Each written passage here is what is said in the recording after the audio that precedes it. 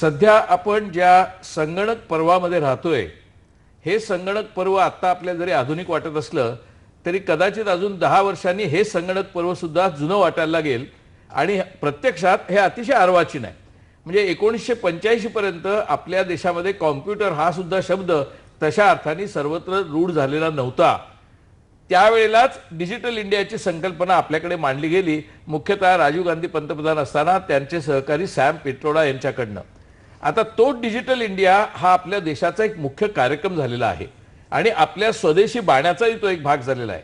आता आजच्या कार्यक्रमाचा जो आपला मथळा आपण दिला आहे, डिजिटल इंडिया म्हणजे भारतही म्हणू शकतो, डिजिटल इंडिया आणि बॉस प्रणाली. ही बॉस प्रणाली म्हणजे काय आणि डिजिटल इंडिया म्हणजे काय, याचं स्वरूप काय, याचं अर्थकारण काय, याचं संस्कृतीकारण काय, याचं शिक्षण कारण काय आणि ह्याचं प्रत्यक्षात संगणक कारण काय, हे आपल्याला समजून घ्यायला पाहिजे. कारण ते आपल्या जीवनाला आजच्या गरजेचं आहे आणि उद्याच्याही गरजेचं आहे. म्हणून आज आपल्याकडे या संबंधात चर्चा करण्यासाठी काही तज्ज्ञ मंडळी आलेले आहेत. व्ही.पी. पाटील एक कायदा तज्ज्ञ आहेत. कदाचित काही लोकांना वाटेल तर कायद्याशी काय संबंध आहे, आपल्याला चर्चेतनं तो उलगडेलच. सुनील चव्हाण हे आंतरराष्ट्रीय दर्जाचे उद्योजक आहेत सॉफ्टवेअर क्षेत्रातले, की त्यांची निर्यात या सॉफ्टवेअर संबंधातली सगळ्यात जगभर होत होती. त्यानंतर आहेत प्राध्यापक मिलिंद ओक, यांनी या बॉस प्रणालीचा आणि एकूणच आपल्या देशातल्या स्वदेशी या संकल्पनेचा या संगणक युगात कसा परिणाम घडवून आणता येईल याच्याबद्दल सविस्तर विवेचन केलेलं आहे. आतापर्यंत जे आपण सगळे कॉम्प्युटर वापरतो, संगणक वापरतो, हल्ली तर 2-2 वर्षाची मुलंही वापरतात, हे सगळे ज्या वेळेला संगणक वापरतात त्यावेळी प्रामुख्याने ते कोणती ऑपरेटिंग सिस्टीम वापरतात, तर ते ऑपरेटिंग सिस्टीम वापरतात विंडोजची. म्हणजे मायक्रोसॉफ्ट नावाची जी कंपनी आहे त्या कंपनीने बनवलेली विंडोज ही सिस्टीम ही आपण मुख्यतः वापरतो. ती वापरायला काही हरकत नाही.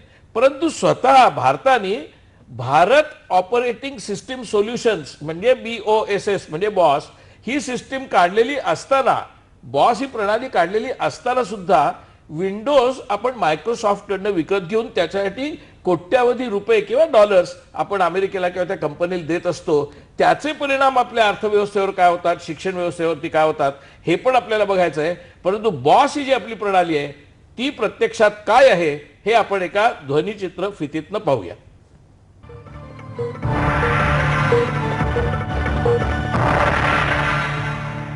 भारत ऑपरेटिंग सिस्टम सोल्युशन्स म्हणजेच बॉस. बॉस हा शब्द उच्चारताच तुमच्या डोळ्यासमोर साहेबाची प्रतिमा आली असेल, पण हा तो बॉस नाही, तर पंतप्रधान नरेंद्र मोदी यांचं मेक इन इंडियाच्या धर्तीवर डिजिटल इंडियाचं स्वप्न साकार करणारी एक संगणक प्रणाली आहे. मायक्रोसॉफ्टच्या विंडोजने आपल्या प्रत्येकाच्या संगणकात स्थान पक्क केलंय. विंडोजचे अनेक ऑपरेटिव्ह व्हर्जन्स एका मागोमाग येत गेले आणि आपण वापरण्यास सुलभ म्हणून ते वापरू लागलो. पण त्यामुळे भारतासारख्या देशातून मायक्रोसॉफ्टच्या विदेशी कंपनीने अब्जावधी डॉलर्सची माया जमवली. पण आता विंडोजला स्वदेशी पर्याय उपलब्ध झालाय. लिनक्स ह्या मुक्त प्रणाली असलेल्या संगणकात ऑपरेटिंग सिस्टम म्हणून आता स्वदेशी भारतीय बनावटीचा भारत ऑपरेटिंग सिस्टम सोल्युशन्स ही संगणक प्रणाली मोफत उपलब्ध आहे. सरकारी आस्थापनांमार्फत या बॉस प्रणालीचा वापर सुरू झालाय. विंडोज पेक्षाही अतिशय सुलभ आणि मोफत असलेल्या स्वदेशी संगणक ऑपरेटिंग सिस्टमची नेमकी वैशिष्ट्य काय आहेत हे जाणून घेण्यासाठीच आजची ही महाचर्चा.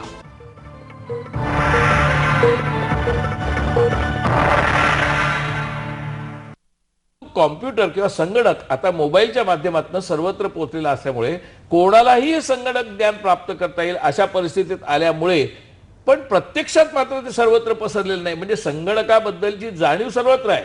मोबाईल फोन तर आपल्या देशामध्ये जवळजवळ 125 कोटीमध्ये 90 कोटी लोकांकडे मोबाईल फोन आहे असं म्हणतात. त्यातल्या अनेक मोबाईलवरती आता कॉम्प्युटर आहेच प्रत्यक्षात.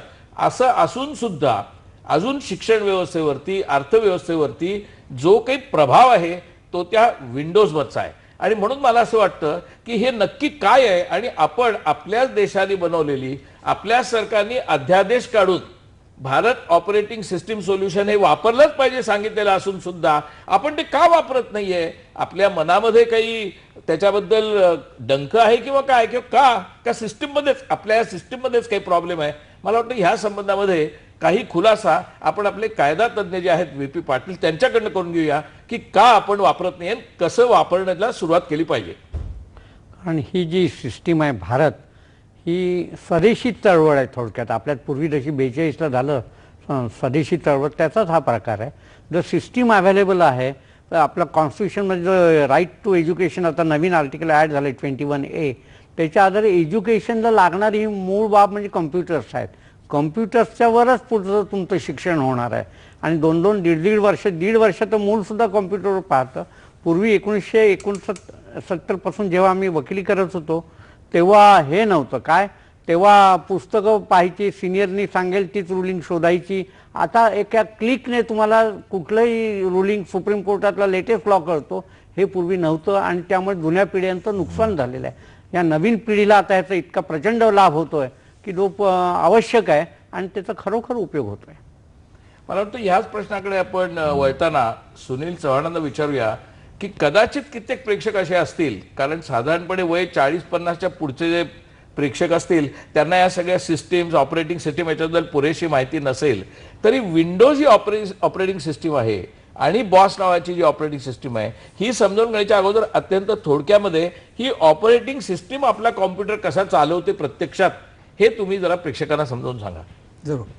तर जर ॲनॉलॉजी द्यायची झाली तर ऑपरेटिंग सिस्टम म्हणजे सर्वसाधारणपणे मेंदू असं म्हणता येईल की कुठल्याही जसं मनुष्यामध्ये मेंदू असतो आणि तो शरीराच्या सगळ्या भागांची हालचाल कशी करता येईल आणि त्याच्यावरती नियंत्रण ठेवतो, तशी ती ऑपरेटिंग सिस्टम ही एक प्रणाली असते. मग ग्राफिक डिस्प्ले असू दे किंवा हार्ड डिस्क असू दे किंवा मेमरी असू दे किंवा प्रिंटर असू दे, जे काही सगळे संगणकामध्ये वेगवेगळे विभाग आहेत त्या सगळ्याला इन्स्ट्रक्शन देणारी एक जी प्रणाली असते ती ऑपरेटिंग सिस्टम असते.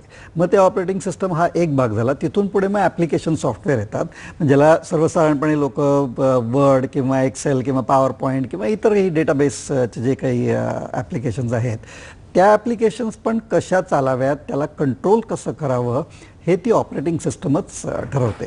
आणि त्याच्यामध्येच बिल गेट्स आणि त्यांचे साथीदार यांनी खूप पूर्वी प्रयोग करून एक डिस्क ऑपरेटिंग सिस्टम्सला सुरुवात केली आणि तिथून मग विंडोजचा उदय झाला आणि मग विंडोजच्या बऱ्याच व्हर्शन्स निघत गेल्या. त्याच्याबरोबर इतरही कंपन्या आहेत, विंडोज आहे, ॲपल आहे, आता गुगलनी अँड्रॉइड म्हणून जे काढलेले आहेत ते सर्वसाधारणपणे सगळे लोक मोबाईल फोनवरती वापरतात. तर मोबाईल फोनवर सुद्धा एक ऑपरेटिंग सिस्टम असते जी सगळ्या ज्या मोबाईलचे ॲप्लिकेशन्स असतात, फोन कॉल, SMS, व्हॉट्सॲप, इतर कुठल्या ॲप्स, त्या सगळ्या कंट्रोल करण्याकरता जो एक मज्जातंतू लागतो तो ती ऑपरेटिंग सिस्टम ही प्रणाली देते. आता मला असं वाटतं की ही भारत ऑपरेटिंग सिस्टीम सोल्युशन जी आहे बॉस, ही आपल्या देशातल्या इंजिनियर्सनी तयार केलेली आहे आणि ती लिनक्स नावाची जी सिस्टीम आहे त्याच्याशी रिलेटेड आहे आणि ती विंडोजपेक्षा अधिक कार्यक्षम आहे, अधिक उपयुक्त आहे.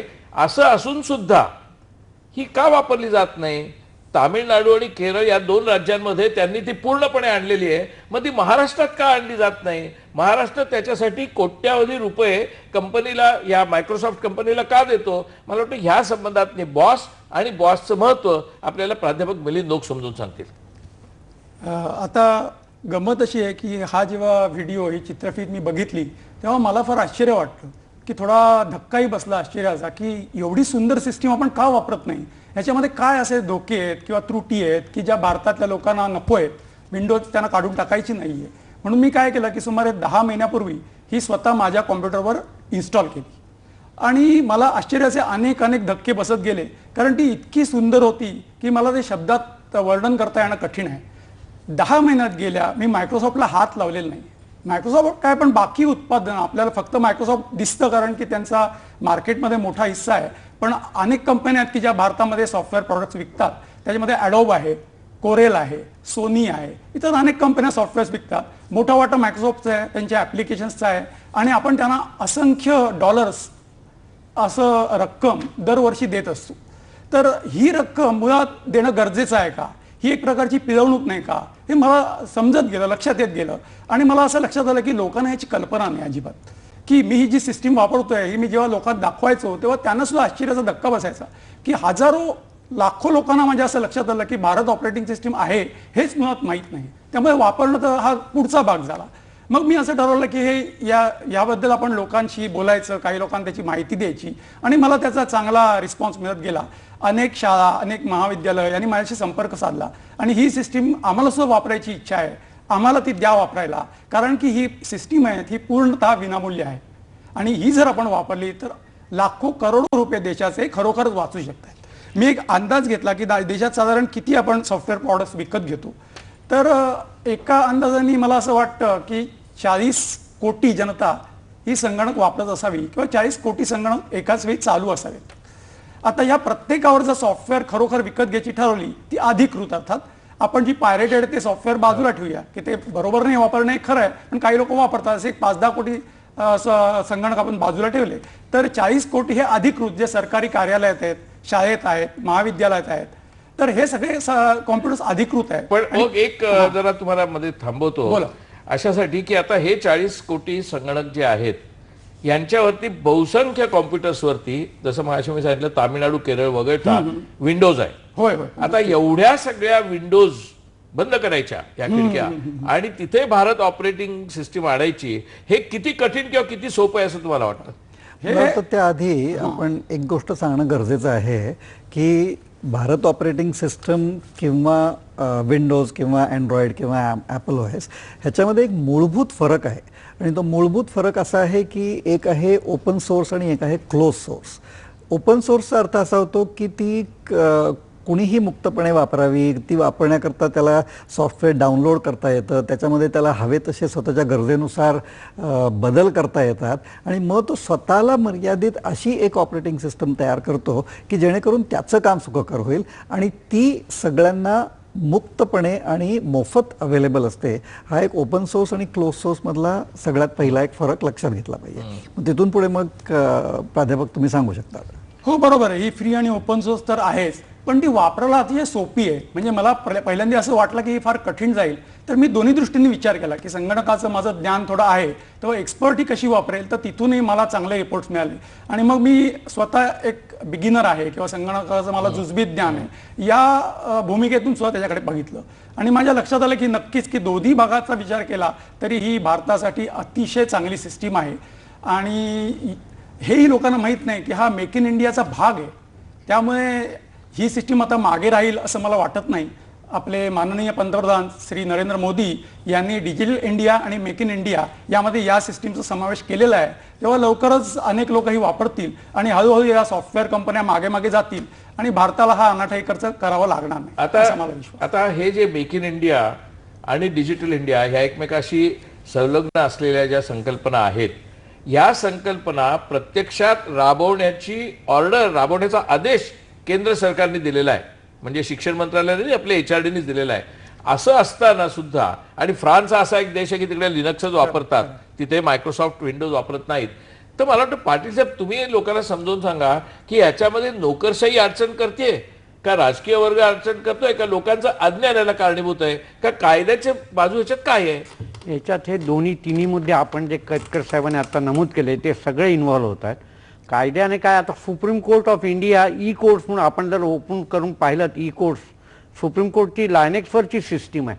सुप्रीम कोर्ट जर ते वापरतंय जगभरात म्हणजे भारतात, तर आपल्याला वापरायला त्याच्यात काहीच, म्हणजे उदाहरण सुप्रीम कोर्टानेच घालून दिलेलं आहे. आणि एवढे सुप्रीम कोर्ट म्हणजे जे 3 विंग्ज आहेत, एक्झिक्युटिव्ह, लेजिस्लेचर, ज्युडिशरी, तर ज्युडिशरी वापरतं तर एक्झिक्युटिव्हला वापरायला अडचण काहीच आहे आणि खर्च होतो तो एक्झिक्युटिव्हमध्ये जास्त होतोय.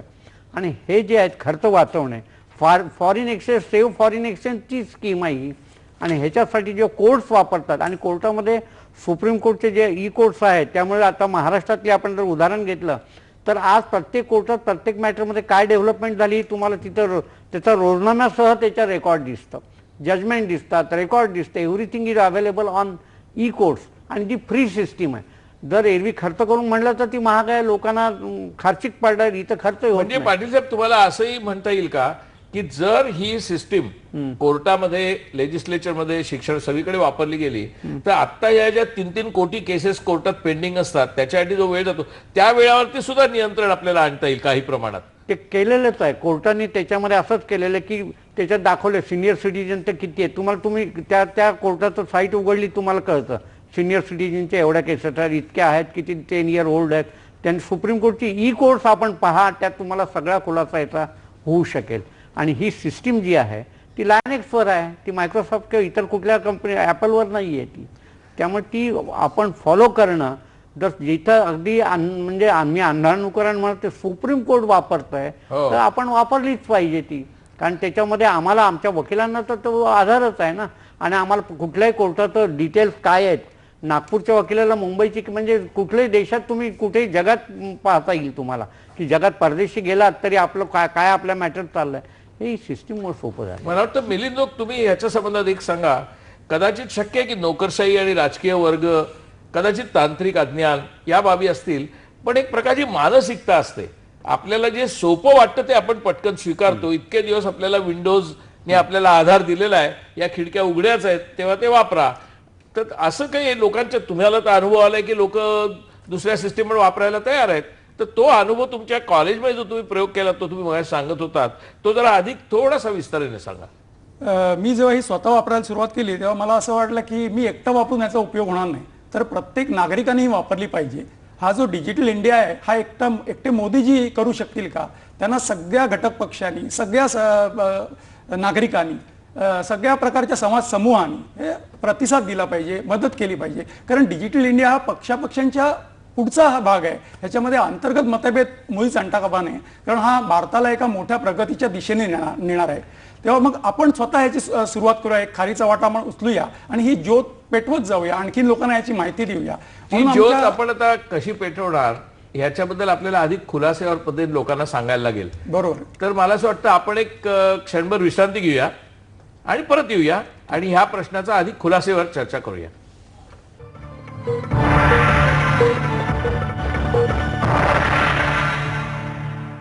डॅमेज्ड केस? बदला आपला शॅम्पू, बदला आपले केस. लॉरियल पॅरिस ॲडव्हान्स्ड हेअर केअरचा टोटल रिपेअर 5 सॅशे फक्त 3 रुपयात. कारण तुम्हाला आहे स्वतःचा अभिमान. बलात्काराच्या काही खुणा वगैरे सापडल्या का? बॉडी कम्प्लीट डिकम्पोज आहे सर, काही सांगणं कठीण आहे आणि अंगावर फक्त किडेच चालत आहे. त्यामुळे सर फॉरेन्सिक लॅबलाच पाठवावे लागणार. तिथे खड्ड्यात एक बॉडी सापडली. विश्वास ठेवा, मला खरंच काय माहिती नाही. मी फुलराणीला सोडायला युपीला गेलेलो साहेब. त्यांचे पैसे मी नाही वाचवणार तर कोण वाचवणार? लक्षात आहे ना तुझ्या? पूर्ण पंचायती समोर माझ्याशी लग्न केलंय. संघर्ष मिलनाचा गुरुवार शुक्रवार रात्री 8 वाजता.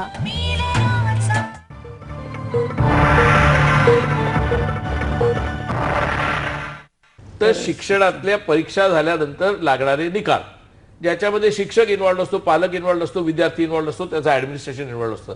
हा शिक्षणाच्या निकालाची व्यवस्था ह्या सिस्टीममध्ये किती एफिशियंट होते आणि किती पद्धतीने मुलांना ते सोयीची पडते, मला वाटतं ह्याचा तुम्ही प्रयोग केलाय, तो यशस्वी झाला. हो, हा यशस्वी झालेला आहे. हा आमच्या महाविद्यालयात सुरू आहे, SIWS महाविद्यालय. आणि अनेक कॉलेजातली प्राचार्य, उपप्राचार्य हे बघून गेलेले आहेत, येत्या काही दिवसात येणार सुद्धा आहेत. आणि आम्ही त्यांना ते अभिमानाने दाखवणार आहोत, कारण हा जो प्रयोग आहे हा पूर्णपणे भारतवर चाललेला आहे. म्हणजे आम्हाला हा एक पायलट प्रोजेक्ट करायचा आहे की ज्याच्यामध्ये आम्ही मायक्रोसॉफ्टच्या विंडोजला किंवा दुसऱ्या कुठल्याही ऑपरेटिंग सिस्टीमला, दुसऱ्या कुठल्याही कंपनीच्या प्रॉडक्टला हात लावणार नाही.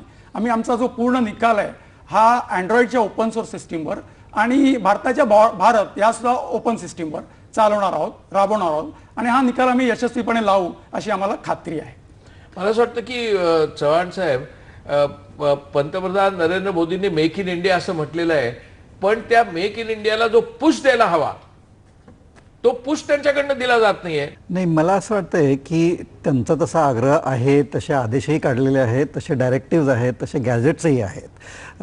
डिपार्टमेंट ऑफ एज्युकेशननी सगळ्या राज्यांच्या सेक्रेटरीजना कळवलेलं आहे की आपल्याला भारत ऑपरेटिंग सिस्टम हीच वापरायला हवी, पण ती वापरली जात नाही. मला असं वाटतंय, म्हणजे मी कोणाला आरोप नाही करू इच्छित, पण ह्याचा सर्वदूर प्रसार होत नाही आहे. त्याला कारण कदाचित ह्या प्रोप्रायटरी सॉफ्टवेअर कंपन्याच असू शकतात, कारण शेवटी त्या नफा कमावणाऱ्या कंपन्या, त्यांना नफा कमवायचा आहे. त्यांना जेणेकरून काहीतरी करून त्यांना ऑब्व्हियसली त्यांच्या शेअर होल्डर्सना हॅपी ठेवायचं आहे, तिथून त्यांची जी काही वाढ होणार आहे कंपनीची ती होणार आहे. त्यामुळे ते एन केन प्रकारे काही ना काहीतरी करून स्वतःचं सॉफ्टवेअर कसं काय मार्केटमध्ये जास्त उतरवलं जाईल हे बघतातच.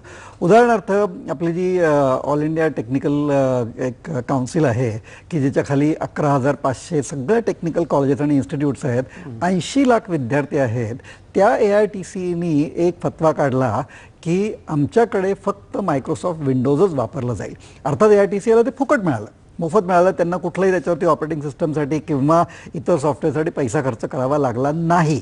पण ही मायक्रोसॉफ्टची इन्व्हेस्टमेंट झाली, कारण जेणेकरून ते सगळे जे 80 लाख विद्यार्थी जे तयार होत आहेत त्यांच्या मनावर तो विंडोज वापरून जे काही त्यांचं शिक्षण होत आहे ते दुसरी कुठलीही गोष्ट करायला तयार होणार नाहीत.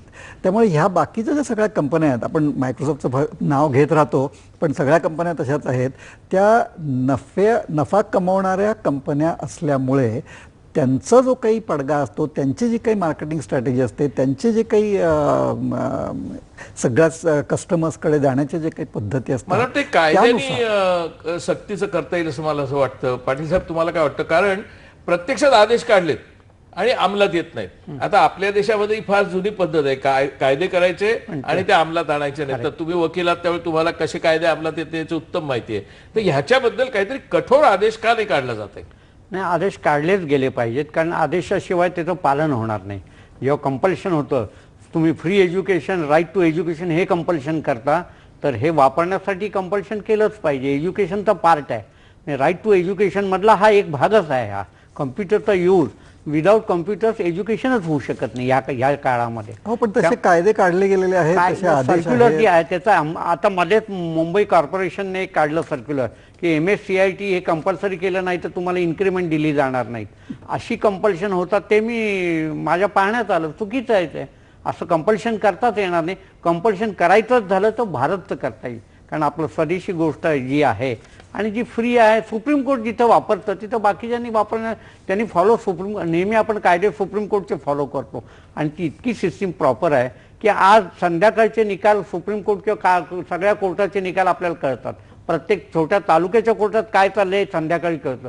हेच जर एक्झिक्युटिव्हने केलं तर फार सोपं होईल. त्याच्यामुळे बरेचसे प्रश्न right to education, right to information जो ऍक्ट आहे तर ती तुम्हाला निम्म काम सोपं होतं, निम्म्यापेक्षा जास्त सोपं होतं. Everything is available on net. तर राईट टू एज्युकेशनचं काम जे आहे ते ह्या सिस्टीमनेच उपयोगी होणार आहे. म्हणजे केवळ स्वयंप्रेरणेवरती अवलंबून न राहता, कारण स्वयंप्रेरणेवरती सोडलं की प्रत्येक जण आपल्या मनानुसार करतो. मला वाटतं स्वयंप्रेरणेला कायद्याचा आधार आणि थोडासा कायद्याचा बडगा सुद्धा असला पाहिजे, असं ओक तुम्हाला वाटतं का? हो, नक्कीच. कारण की खरं तर इतकी छान सर्क्युलर्स आणि ऑर्डर्स निघालेले आहेत. माझ्याकडे एक आता ऑर्डर आहे जी दिल्लीच्या मिनिस्ट्रीची आहे की साधारण 2012 पासनं की शिक्षण संस्थेमध्ये की प्रायव्हेट म्हणजे सॉफ्टवेअर कंपन्यांची प्रॉडक्ट्स वापरू नका अशी सक्त ताकीद देण्यात आली होती. हे शैक्षणिक धोरणच असं होतं की मायक्रोसॉफ्ट, ॲडोब आणि त्याच्यानंतर कोरेल ही अशी जी उत्पादनं आहेत ही शिक्षणात वापरणे चुकीचं आहे. याचं साधं कारण असं की हे प्रॉडक्ट्स आहेत, याचा देशाशी काही संबंध नाही. उद्या जर आपण असं केलं की कंपन्यांची नावं कुठली टूथपेस्ट वापरा आणि दात स्वच्छ करा, असं कुठली साबण वापरा आणि स्नान करा, असं जर टाकत गेलो तर त्या शिक्षणाला काही अर्थ राहणार नाही. तेव्हा कोणी हे सांगेल की कंपन्यांची नावं कधीही शालेय पुस्तकात, शालेय अभ्यासक्रमात टाकता कामा नयेत. पण धक्कादायक बाब अशी की ती आजही आहेत आणि ती 2012 साली काढून टाका असा आदेश केंद्रीय शिक्षण मंडळाने सर्व राज्यांना दिला होता. त्याच्याहूनही धक्कादायक बाब म्हणजे की काही लोकांनी तिथे तक्रार केली आणि ह्या आदेशाचं पालन का करत नाहीत राज्य असं त्यांना विचारलं. त्याच्यावर पुन्हा एकदा नोटिफिकेशन काढण्यात आलं. ते आहे 17 जून 2014. त्याच्यामुळे त्यांनी स्पष्ट असं म्हटलंय की software like Adobe Photoshop, Adobe Illustrator, MS window, MS Office has been made mandatory in framing syllabus. It should not be mandatory. त्यांनी काय म्हटलं की you are aware that the national ICT policy in school education underlies a preference to adopt free and open source software, so remove those software. आणि त्याच्यानंतर त्यांनी म्हटलंय की the cost of this software is recovered from poor and needy students. तर हा त्यातला अगदी महत्वाचा भाग आहे. तो भारतातल्या प्रत्येक नागरिकांनी, मला वाटतं की सरकारने सुद्धा लक्षात घेतला पाहिजे की या कंपन्या जे धोरण राबवत आहेत त्याचा गरिबांना फार त्रास होतो. इथे एक मुद्दा येतो की ह्याचा अर्थ असा की 2012 साली वेगळ्या पक्षाचं किंवा वेगळ्या आघाडीचं सरकार होतं, 2014 पासून वेगळं आहे. म्हणजे ह्याच्यात कोणताही पक्ष किंवा कोणतंही सरकार किंवा कोणताही पंतप्रधान असा मुद्दा नाहीये. म्हणजे हा पक्षाच्या पलीकडचा मुद्दा आहे. 2012 मध्ये जो कायदा आला किंवा जी सूचना करण्यात आली तीच 2014 मध्ये या नव्या सरकारने पण बरोबर केली. आहे. याचा अर्थ असा की सगळ्या सरकारांना, सगळ्या देशातल्या लोकप्रतिनिधींना हा मुद्दा मान्य आहे. त्यामुळे याला कोणत्याही प्रकारचा राजकीय विरोधही असण्याचं खरं म्हणजे कारण नाही, नाही. खरं कारण आणि नाही, डिजिटल इंडियाची संकल्पना मगाशी म्हटल्याप्रमाणे बरोबर. 1985 पासून 2015 पर्यंत विकसित होत गेलेली आहे. तर अशा पार्श्वभूमीवरती एका बाजूनी स्वयंप्रेरणेचा जर नसेल धक्का मिळणार तर केवळ कायद्याने होणार नाही. तुम्ही जो प्रयोग केलाय तो स्वयंप्रेरणेचा आहे. खरं आहे. त्यावेळेलाच कायदा असं दोन्ही पद्धतीने ते आलं तर बरं होईल. तुम्ही स्वयंप्रेरणेच्या मुद्द्यावर त्या निकालांच्या संबंधात अजून थोडंसं नीट स्पष्ट करायला पाहिजे, कारण तो सगळ्यांना भावणारा मुद्दा आहे. बरोबर आहे. निकाला काय असतं की शाळा आणि कॉलेजांसाठी अत्यंत अडचणीचा असतो. तो त्रास होतो बनवायला, कारण ते एक मोठं काम असतं आणि ते वर्षा शेवटी येतं. पालकांना फार उत्सुकता असते की लवकरात लवकर निकाल मिळावा आणि शिक्षकांचा ताण असा असतो की त्याच्यात काही चुका होऊ नये, तो व्यवस्थित व्हावा. तर हे काम काय असतं की छोट्या शाळा कॉलेजमध्ये मॅन्युअली करतात की त्याची बेरीज करावी वगैरे. जसजसे संगणक यायला लागले तशी मोठी शाळा आणि कॉलेज हा निकाल संगणकावर करायला लागले. मात्र माझ्या असं लक्षात आलं की कुठलंही सॉफ्टवेअर हे चांगलं त्याच्यासाठी नाहीये सध्या की जो शाळांचा निकाल लावू शकेल. म्हणून माझ्या मनात असं आलं की जर बॉस या सिस्टीमचा प्रचार आपल्याला करायचाच आहे तर एक चांगलं सॉफ्टवेअर जे फ्री असेल, ज्याच्यामध्ये नफेखोरी नसेल, ज्याच्यात व्यापारी वृत्ती नसेल, ज्याच्यात बाजारीकरण नसेल, असं आपण एक सगळ्या शिक्षकांसाठी, सगळ्या महाविद्यालयांसाठी जर अवेलेबल करून दिलं तर त्यांना ते उपयोगी पडेलच आणि त्यांना एक इन्सेंटिव्ह होईल की बॉस का वापरावं. कारण आमची अट अशी आहे की हे सॉफ्टवेअर तुम्हाला फ्री मिळेल, विनामूल्य मिळेल, पण त्यांनी हा सॉफ्टवेअर फक्त बॉसवर वापरणं अपेक्षित आहे. म्हणजे त्यांना त्याची गोडी लागेल, बॉस कळेल की किती सोपं आहे आणि मग बॉस कॉम्प्युटरवरती सगळे निकाल तुम्हाला स्पष्ट स्पष्ट दिसतात. आता हा झाला शाळा कॉलेजांच्या निकालाचा प्रश्न, पण कोर्टातही असंख्य निकाल लागत असतात.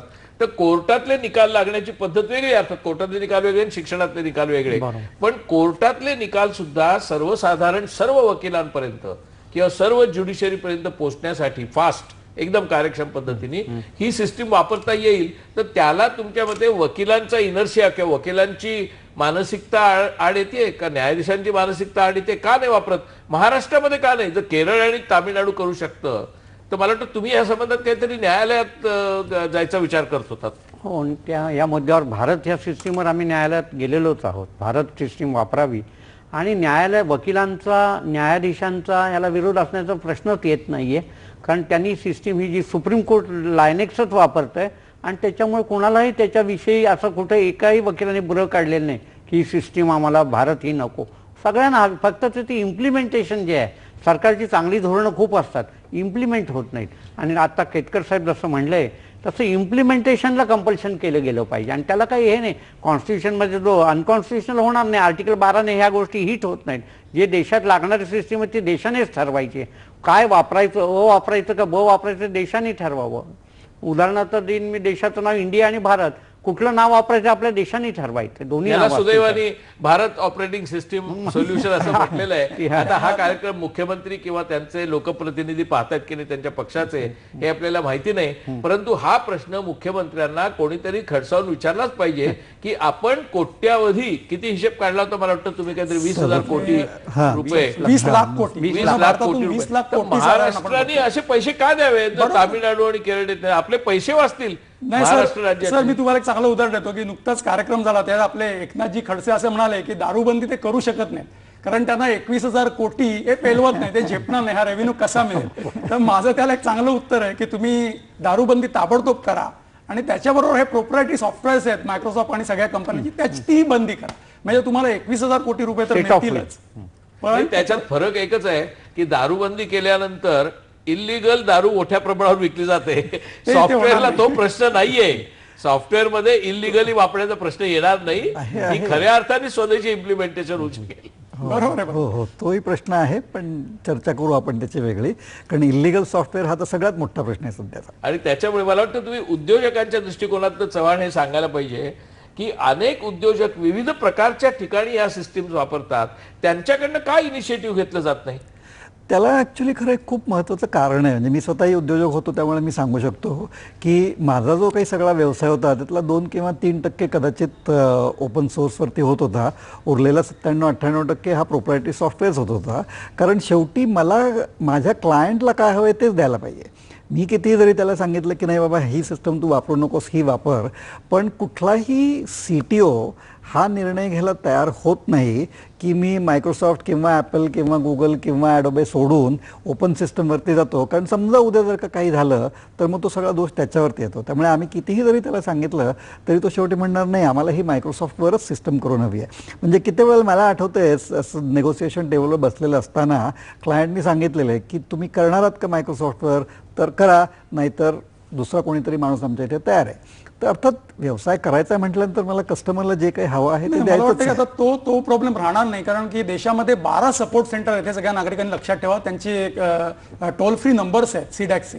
तेव्हा भारत ऑपरेटिंग सिस्टम तुम्ही वापरायला घेतली तर तुम्हाला काही अडचण आली तर तुम्ही थेट फोन करू शकता या 12 सपोर्ट सेंटरना. आणि ही कमी आहेत. मला माहिती आहे की माझी विनंती राहील पंतप्रधानांना की त्यांनी वाढवावी ती सेंटर्स आणि लोकांना प्रोत्साहित करावं की भारत ऑपरेटिंग सिस्टम वापरा, ती विनामूल्य आहे, त्याने देशाचा विकास होईल आणि हे सपोर्ट सेंटर तुम्हाला नक्की मदत करतील. नाही, जरूर सपोर्ट सेंटर असतीलच, पण ते सपोर्ट सेंटर असतानाही कुठल्या तरी कस्टमरनी हा निर्णय घेणे की मी माझ्या कंपनीचं जे सॉफ्टवेअर तयार करत आहे, मग ते प्रॉडक्ट असेल किंवा ERP असेल किंवा हॉस्पिटल मॅनेजमेंट सिस्टम असेल, ती मी ओपन सोर्सवर करेन, लिनक्सवर करेन, कुठल्या तरी युनिक्स फ्लेवरवर करेन, हे निर्णय घ्यायला खूप मोठं धाडस लागतं त्याला. आणि ते धाडस सर्वसाधारणपणे कंपन्यांचे CTOs घ्यायला तयार होत नाहीत. प्रोप्रायटर्स किंवा छोट्या कंपन्या असतात त्या तयार होतात, कारण त्यांना त्याचे फायदे कळू शकतात किंवा त्यांची ती अडचणही असू शकते की एवढे कोट्यावधी लागणारे पैसे आपण खर्च करणार कुठून.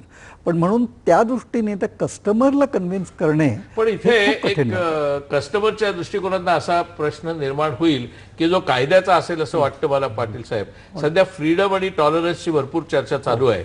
तर आता याच्यामध्ये एखादी कंपनी असं म्हणेल किंवा एखादं कॉलेज असं म्हणेल, आम्हाला कसा खर्च पडतोय हे आमचं आम्ही बघून घेऊ, आपण प्रत्यक्ष खर्च करताना आम्हाला आमचं फ्रीडम पाहिजे, आम्ही विंडोज वापरायचे का भारत वापरायचे आम्ही पैसे देऊ, तुम्हाला काय पडले. आता आपल्या देशामध्ये ज्या वेळेला आपण मेक इन इंडिया सांगतो त्यावेळेला परदेशातली गुंतवणूक इथे यावी असं आपण सांगतो. त्या परदेशी कंपन्या इकडे येतील आणि आत्ता चव्हाण साहेब म्हटले असं नाही आम्ही फक्त विंडोजच वापरणार. त्यावेळेला कायद्याचं काय त्याला बंधन असेल? कायद्याचं बंधन म्हणजे ह्याच्यात करप्शन जे आहे, ह्या कुठल्याही कंपनीचं बाहेरच्या घेणं, ह्याच्यात करप्शन जनरेट होतो. जर तुम्ही फ्री वापरली तर करप्शनचा इश्यूच निर्माण होत नाही. त्यामुळे फ्री सिस्टीम वापरणं हे सगळ्यात चांगलं आहे. सुप्रीम कोर्ट सारख्या तिथे करप्शनचा कुठं प्रश्न येतो निर्माण होतो. करप्शन जे आहे, उद्या मी कुठल्या ते कंपनीला काम मिळवून देणं, त्याच्यात पैशाचेच व्यवहार होणार आहेत. टोल आणि ह्या सिस्टीम फ्री ह्या सिस्टीम ज्या आहेत विकत घेतो त्यात काही फरक नाही, हिशेब लागतच नाही त्याच्यात. म्हणजे मला असं वाटतं की हा प्रश्न कोणी स्वातंत्र्याच्या मुद्द्यावरती काढू शकत नाही. तेव्हा या स्वातंत्र्याच्या पलीकडे कंपल्सरी करण्याच्या पलीकडे ह्या बॉस प्रणालीमध्ये आणि डिजिटल इंडियामध्ये काय काय प्रश्न गुंतलेले आहेत ते आपण 1 मिनिटानंतर पाहूया. क्षणभर विश्रांती. तर आता आपण ओक साहेब मला परत तुमच्याकडे येतोय, कारण तुम्ही या संबंधात प्रत्यक्षात प्रयोग केले आणि तुम्हाला काय कोणी हे प्रयोग करण्यासाठी पैसे दिले नाही किंवा कोणत्या कंपनीने तुम्हाला हायर केलं नाही. तुम्हाला ज्या वेळेला लक्षात आलं, मला एक अनुभव सांगतो यातला थोडासा वेळ घेऊन आपला, की मला काही सीडॅकच्या अधिकाऱ्यांनाच याच्या संबंधात फारशी माहिती नव्हती असं मला एका परिषदेमध्ये लक्षात आलं होतं. तर असं प्रत्यक्ष जे तंत्रज्ञ आहेत ज्यांनी हे बनवलंय त्यांनी सुद्धा ह्याच्यामध्ये एवढा इंटरेस्ट का घेऊ नये, आणि मग तुम्हाला का वाटला हा घ्यावा, आणि तुम्हाला प्रत्यक्षातला अनुभव तर खूपच चांगला आलेला आहे. तर त्या अनुभवा संबंधामध्ये फक्त निकालाच्या संबंधात नाही, फक्त एकूणच ह्याच्या संबंधातला तुमचा अनुभव लोकांशी इंटरॅक्ट करताना काय आला हे सांगण्याची अत्यंत आवश्यकता आहे, कारण त्यात सुनील चव्हाण आणि पाटील साहेब यांचेही प्रश्न निगडीत आहेत. नाही, मी शक्यतो शिक्षणावर बोलू इच्छितो, कारण मी 25 वर्ष त्या फील्डमध्ये आहे.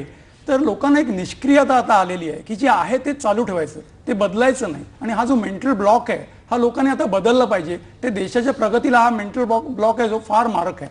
नवं आहे ते ॲक्सेप्ट करण्याची प्रवृत्ती आपल्याला ठेवायला पाहिजे, कारण टेक्नॉलॉजी इतकी जोरात बदलते की शिक्षक खरं तर शिकायला तयार नाहीत. मुलं थोडीफार तरी शिकायला तयार आहेत, तर त्यांना आणखी तुम्ही फ्रीज करू नका मुलांना, तर शिकण्यासाठी प्रोत्साहित करा. आणि आत्ताची जी शिक्षण पद्धती आहे ही जरा गतिमान करायला हवी. ही फार स्थिर राहिलेली आहे आणि त्याच्यामुळे ती जर आपण गतिमान केली, कृतिशील केली, तर मला वाटतं याचा चांगला परिणाम दिसून येईल.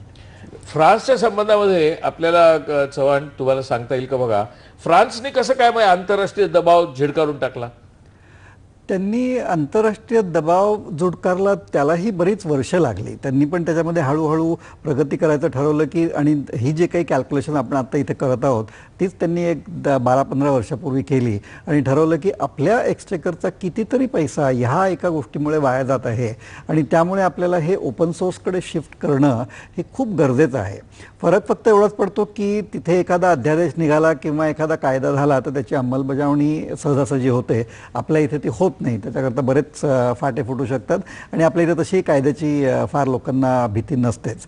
त्यामुळे त्यांनी जो निर्णय घेतला, आपण आता जी चर्चा करत आहोत त्याच आधारावरती घेतला की आपण किती अब्जावधी रुपये किंवा त्यावेळेला फ्रेंच फ्रँक्स असावेत किंवा युरो असावेत, किती अब्जावधी युरोज आपण देशाचे वाया घालवत आहोत, ते जर का आपल्याच देशात राहिले तर त्याच्यापासून काय फायदा होऊ शकतो. आणि असं फ्रान्सच नाही, याच्यात इतरही अनेक देश आहेत, म्हणजे प्रगत देश आहेत, नॉर्वे आहेत, ब्राझीलसारखा देश देखील आहे त्याच्यामध्ये, ज्यांनी असं ठरवलेलं आहे की आपण ओपन सोर्स सिस्टम हीच वापरायची. मला वाटतं स्वतः अमेरिका सुद्धा, जिथे मायक्रोसॉफ्ट कंपनी आहे तिथे सुद्धा 50% लोक हे लायनक्सच वापरतात. 50% लोकांचा विरोध आहे असे पैसे खर्च करायला, कारण शेवटी त्या लोकांचे पैसे जातात. ते कंपनीला जरी मिळाले तरी लोक आपले पैसे दवडायला तयार नाही, घालवायला तयार नाही. मायक्रोसॉफ्ट कंपनीला तो एक सारखा धोका वाटतो की आपलं मार्केट, बाजारपेठ आपली कमी होईल.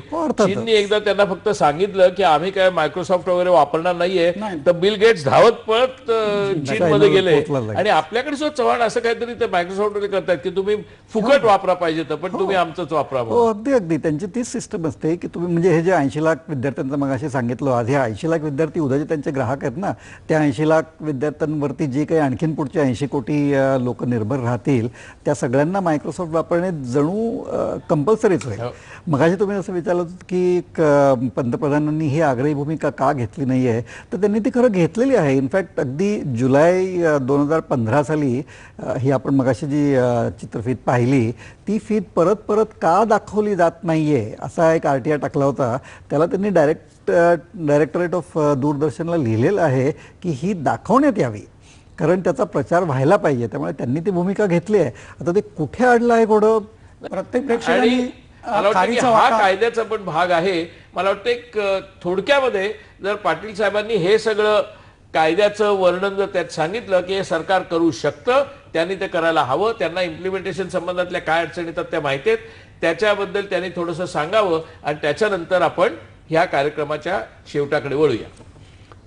इथं एक आहे, खाजगी क्षेत्रात त्यांनी काय वापरावं हे ते क्षेत्र ठरवेल, पण सरकारी क्षेत्रामध्ये जो आता सर्क्युलर नोटिफिकेशन आहे त्या सरकारने वापरलीच पाहिजे असं कंपल्शन केलं तर ते अजिबात बेकायदा नाही आहे. ते जे काढलेलं आहे सर्क्युलर जे आपण रिफर केलं ते कंपल्शन करण्यात त्याला काही अनकॉन्स्टिट्युशनल काही नाही त्याच्यामध्ये. देशात एखादी सिस्टीम देशाने लागू करणं हे कायद्याला सुसंगत आहे आणि ती झालीच पाहिजे.